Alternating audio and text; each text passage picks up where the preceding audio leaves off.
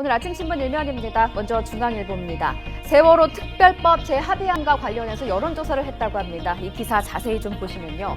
1,000명을 대상으로 한 조사입니다. 유가족이 반대하는 만큼 세월호법을 다시 협상을 해야 한다는 의견이 51.5%로 절반을 넘었다고 합니다. 하지만 67.7%는 그러니까 3명 중에 2명은 민생 법안과 분리해서 처리해야 한다고 답했다고 하는데요. 더불어 새정치연합의 장외투쟁에 대해서도 66.3%가 부정적이어서 긍정적인 답변보다 2배 이상 높았다고 합니다. 이 조사는 무작위로 추출된 전화로 진행이 됐고요. 최대 허용 오차 범위는 95% 신뢰 수준에 플러스 마이너스 3.1%포인트, 응답률은 18.7%라고 합니다. 자, 다음은 조선일보 기사 보겠습니다. 네, 여기입니다. 이스라엘 요즈마 펀드가 한국 벤처에 1조 원을 투자한다는 기사인데요. 자세히 보시면 요즈마 펀드부터 좀 설명을 드려야겠습니다. 박근혜 정부의 창조경제 정책을 조언해 왔다고 하고요. 투자금 40억 달러, 그러니까 우리 돈으로 약 4조 원으로 전 세계 창업기업에 투자해서 20개 이상의 기업을 나스닥에 상장시키거나 대기업에 매각했다고 합니다.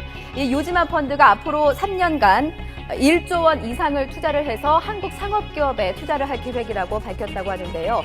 외국계 벤처 캐피털 중에서는 최대 규모입니다.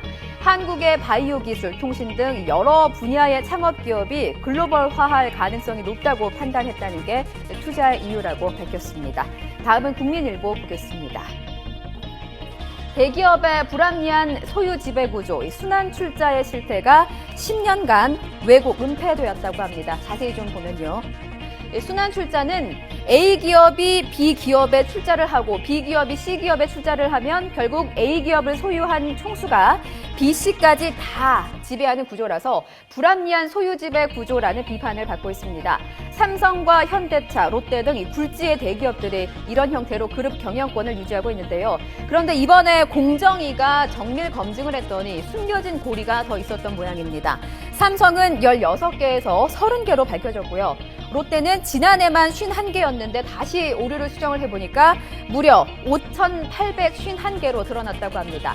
공정위는 지난해까지 관련 자료 제출이 법적 의무사항이 아니어서 이 법적 책임을 물을 수 없다고 밝혔고요. 두 그룹은 이 단순한 실무자 착오라고 해명을 했다고 합니다. 하지만 내 집이 몇 채인지 모르는 집주인이 있을까요? 경실련은 여론을 의식해서 축소 공개한 것이라고 비판했다고 합니다. 다음 경향신문 보겠습니다. 헌법위의 경찰 차벽을 비판하고 있는데 이 사진부터 좀 옆에서 자세하게 보겠습니다. 자, 여기는 서울 광화문 광장입니다. 세월호 유가족과 이를 지지하는 시민들이 좀 모여 있고요. 이 주위를 빙 둘러싼 이 벽들, 경찰 차벽입니다. 말 그대로 빈틈없이 꽉 에워쌌습니다. 신문은 이 사진을 설명하면서 헌법재판소가 2011년 이른바 경찰의 차벽에 대해서 위헌이라고 결정을 했지만 경찰은 연일 세월호 유족과 시민들을 격리하고 있다고 지적하고 있습니다. 불법이라는 건데요. 그래서 헌법 위에 경찰 차벽이 있다. 이 한마디로 정리를 하고 있습니다. 광화문 단식기도 때는 100여 대를 동원을 하기도 했다는데요. 이를 두고 한 변호사는 경찰이 정권 보호에만 치중하는 정치 경찰이라는 것을 자인하는 꼴이라고 비판했다고 합니다. 지금까지 아침신문 일면 전해드렸습니다.